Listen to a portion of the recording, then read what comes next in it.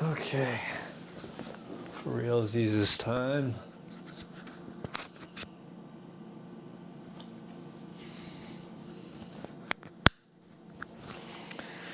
You know,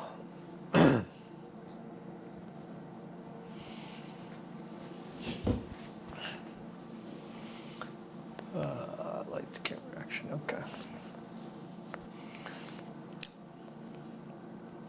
You know, I'm always worried one of these days that I'm gonna run out of rackets to do gripping videos on, but then I keep pulling stuff like this. Good afternoon, everyone. Eric the Racket Scientist here, and what I have for you today is an extreme impulse buy that I made over the weekend.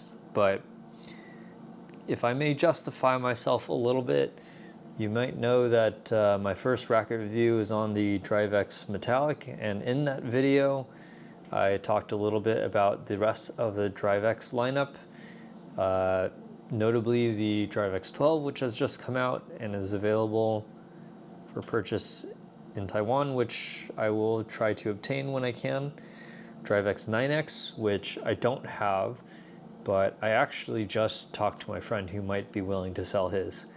And the DriveX 8S, which is a racket that I have never seen in my life.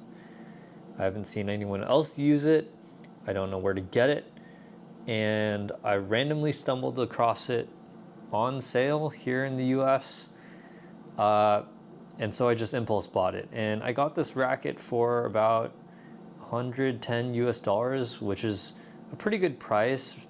I mean, I have no idea what this racket's actually worth, but I mean, $110 is not too bad for a decent racket, so I decided why not. And that ends us where we are today. And so I think this is justifiable because, like I've said, no one I know has ever owned this racket, and I've never seen one in person, let alone played with one. And it's pretty cheap, so I think now that I'm so close to just completing the DriveX lineup, I was like, you know what, that's fine, that's worth it. Now I have this racket here in hand, and the first thing I noticed is that the paint job on this racket is actually very beautiful. In the photos, it looks like just kind of a dull maroon color, but I don't know if this comes out on camera, but this is like a beautiful maroon metallic. Like, I would legitimately buy a car in this color. It is that pretty.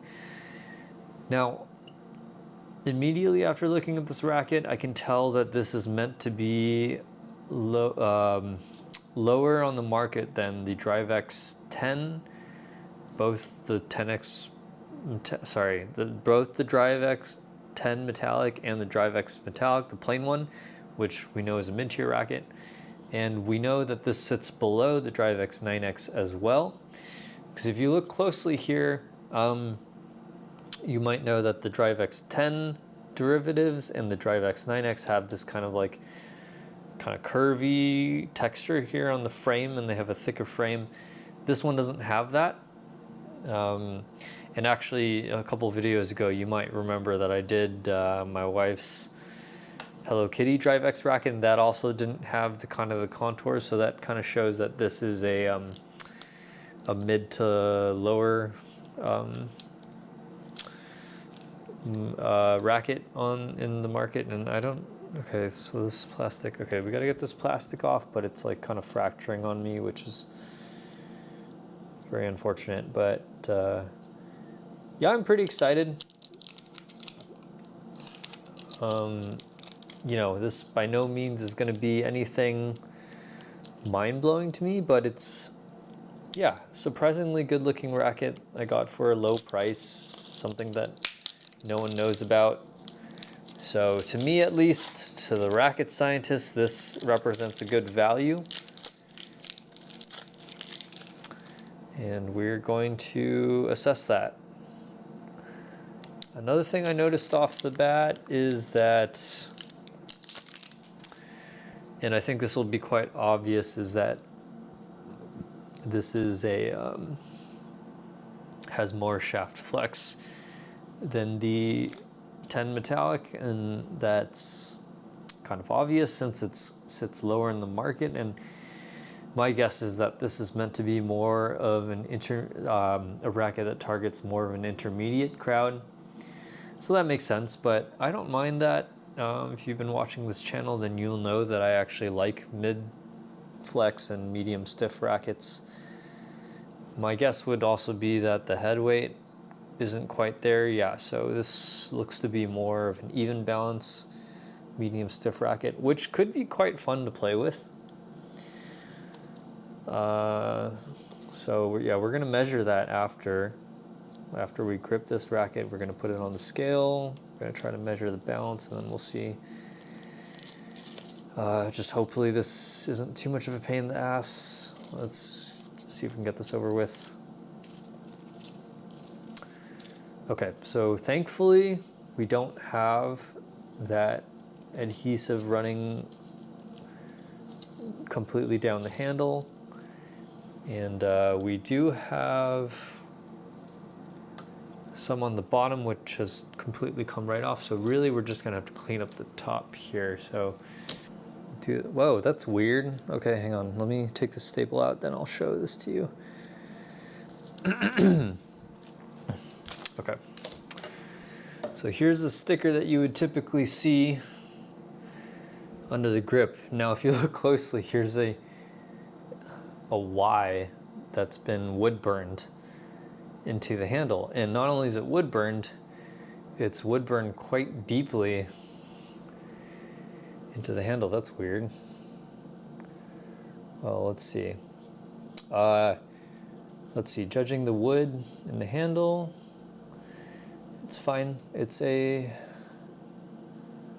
wood grain is pretty consistent, but I can tell it's kind of a medium soft wood, so not great, but I've seen worse to be sure. And again, on a mid-tier racket, we can't really expect that much, so it's decent for what you get. And I guess it's worth pointing out that this was not a free core handle. Oh, that's fun. No, we don't just get one letter, we get two letters. We get a V and a Y. And I'm gonna try to rotate this so maybe you get a sense of how deeply burned that is. Very strange. Very strange indeed. All right, so let's take a look at this double-sided tape here. And when you have softer wood in the handles, you don't, you might be tempted to, when you have this adhesive, to try to scrape it off with your fingernail, scrape it off with something. It's fine to scrape it. You want to be very careful though, because the softer the wood is, the more likely that you'll be able to dent it. So if you're gonna, I really would recommend against using a metal implement to try to scrape this stuff off. Either use your fingernail very gently, like I'm doing here, it's kind of peeling a little bit, or just go straight to solvents like the alcohol or the Goo Gone. Because your fingernail is softer, it's less likely to damage the wood, but it still can if the wood is very soft or if you push very hard. And metal tools, like if you're going to use something metal to scrape it off, that's much more likely to damage the wood. So even on handles with really good wood, like Mizuno rackets or whatever, I would not use anything metal to scrape that off. And just a mini tip, you might notice this if you clean a lot of rackets, but at the cone, because it's tapered and the wood is machined towards the taper, if all the wood grains are going like this, that means the wood grains start to end or be exposed on this cone. Meaning that if you're scrubbing, wiping, or doing anything, you'll quickly notice that if you try to go down the cone, stuff gets caught, right? Because it's like that's against the grain. So if you're gonna wipe or kind of do this, like use your fingernail to scrape or literally anything, you always want to try to go with the grain. So you always want to go up the grain. Okay, pretty good.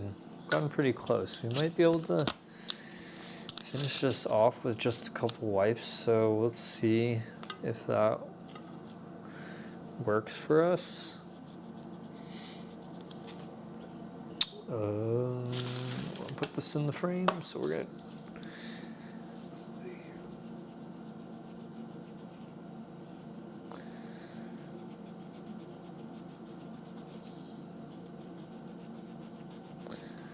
All right, with that out of the way, let's get right to it.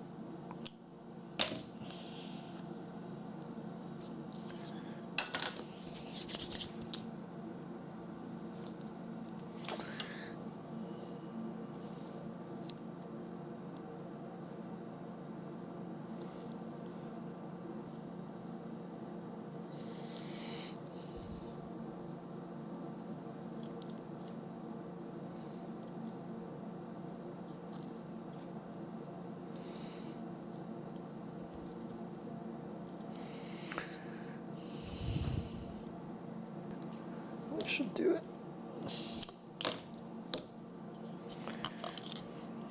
Okay, beautiful. I forgot if I mentioned, but this is a 4U G5. I have no idea if this racket comes in other variations, but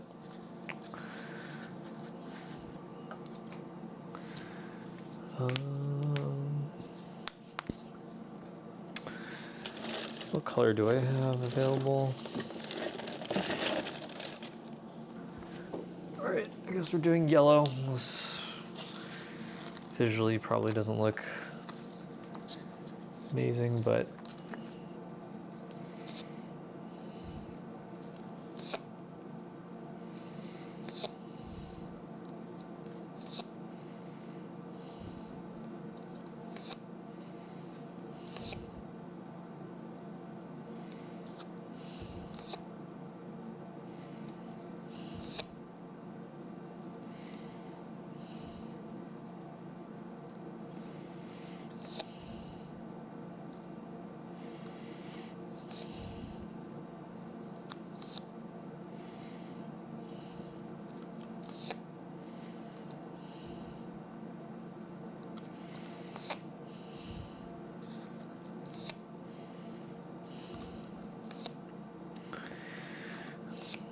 I think playing with this racket's going to be interesting because for the stiffer, more demanding rackets, you kind of would expect those to have the wooden handle, since that helps dial in the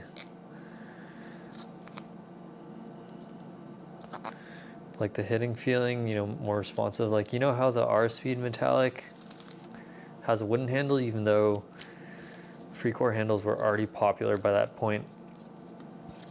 So I'm a little surprised that after this has a wooden handle, that they made the DriveX metallic with the free core handle.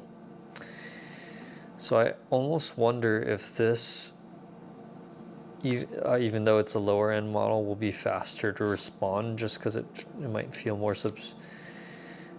substantial in the hand. With the wood handle, it'll respond faster. You know, that could be very interesting to see. Okay, so yeah, that was very tricky. This this handle was a little longer than I expected. So before we move on, let's go ahead and measure this. Wow. That is pretty light for 4U. It's like just under 88 grams, just to give you an idea. Most of my 4U rackets turn out to be around 89 or 90 grams, so this is on the light side for 4U. And in terms of balance, I guess this is turning out, yeah, even or a little more head light now. So anyways, unsure of whether I'll feature this in a review, if there's enough interest, maybe, compared to like the 9X, or if I get when I get the DriveX 12, then I might do kind of a full range comparison. But other than that, that's it for today. Thanks for watching, and I'll see you in the next video.